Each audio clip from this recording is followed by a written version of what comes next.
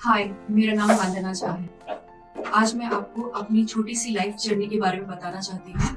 मैंने 2004 में अपना सीए का एग्जाम क्लियर किया।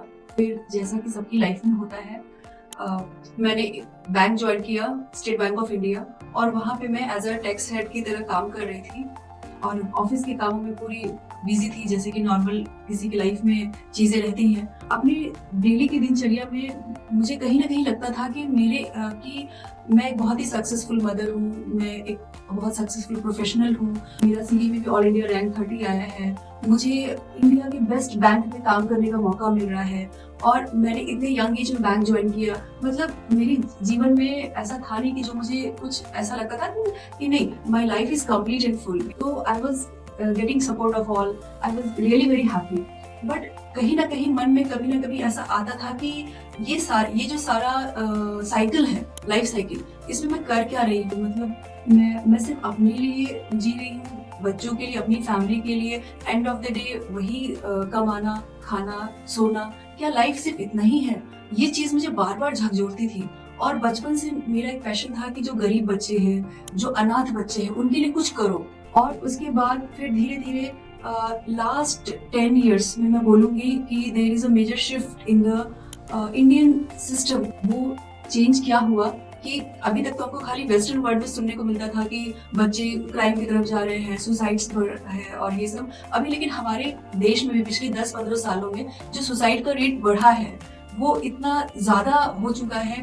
बच्चे, टीनेजर, एडल्ट, और उसके बाद जो कपल्स हैं, कपल्स में डाइवोर्स रेट्स इतनी तेजी से बढ़ रहे हैं। मतलब कि कभी कभी ऐसा लगता है कि हमारा समाज, हमारी सोसाइटी जा कहाँ रही है। तो कभी कभी मुझे लगता था कि अरे मैं इसमें क्या कर सकती हूँ। तो ये क्वेश्चन मुझे बार बार झकझोरता था। और एक दिन ऐसा हुआ कि मेरा एक सोल कॉलिंग हुआ कि नहीं, मुझे अभी ये बस बहुत हो गया, मुझे कुछ करना चाहिए। जो मैं बेस्ट कर सकती हूँ एज अ इंडिविजुअल, वो मुझे करना चाहिए। तो मैंने 2021 में डिसाइड किया कि मैं अपना बैंक का जॉब छोड़ दूं। वहाँ पे अपना रेजिग्नेशन दे दिया। और मेरे हस्बैंड भी चार्टर्ड अकाउंटेंट है और हमारा खुद का प्रैक्टिस है। तो मैंने सोचा कि ठीक है, अभी तो मुझे उनको प्रैक्टिस में भी सपोर्ट करना है। तो मैं तब से मैं उनके साथ प्रैक्टिस में थी और मैंने अपनी ये जर्नी स्टार्ट की। मैंने लोगों को काउंसलिंग करना स्टार्ट किया। जो भी बच्चे मेरे से जुड़ते थे, मैंने उन सबको काउंसलिंग करना स्टार्ट किया। जो भी बड़े लोग भी, अगर उनको भी कोई प्रॉब्लम है, उनकी लाइफ में कोई भी दिक्कत है, तो वो सब मेरे से डिस्कस करते थे और उनको सोल्यूशन भी मिलता था।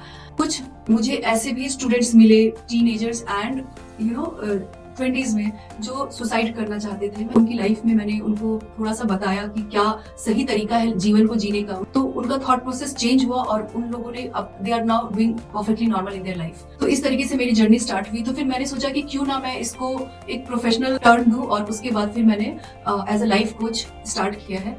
जो ये नाम है प्रत्यूषा जागृति, ये मेरा सोल कॉलिंग था। मुझे अंदर से ऐसी आवाज आई कि नाम प्रत्यूषा ही क्यों। प्रत्यूषा मतलब होता है उषा से पहले का समय। वही समय है कि हमको अब जागना है, क्योंकि हम एक तरीके से हमारी लाइफ में क्या हो रहा है, हमने उसका चार्ज ही नहीं लिया। We should take charge of our life. तो वो जो टेक चार्ज वाली जो बात होती है, वो उसको हम अवेकनिंग बोल सकते हैं या फिर उसमें जागना बोल सकते हैं। क्योंकि ये आवाज मेरे अंदर से थी कि अभी जागने और जगाने का समय आ गया है। तो उसी को जगाने के लिए, समाज को जगाने के लिए, लोगों को उनकी पावर से उनको इंट्रोड्यूस करने के लिए, क्योंकि हर एक इंसान, हर एक बच्चा, हर एक व्यक्ति इतना पावरफुल है, इतना डिवाइन है। उनको पता नहीं उनके अंदर कितनी असीमित शक्तियां हैं कि वो अपनी लाइफ में कितने वंडर्स कर सकते हैं। तो उनको जो उनकी स्लीप स्टेट है, जिसमें कि वो परेशान है, दुखी है, अपने आप को पावरलेस समझ के बैठे हुए हैं, उनको वहां से जगाना और उनकी लाइफ को ट्रांसफॉर्म करना। तो ये मेरा पूरा उद्देश्य था और इसके लिए मैंने प्रत्यूषा जागृति ये नाम रखा।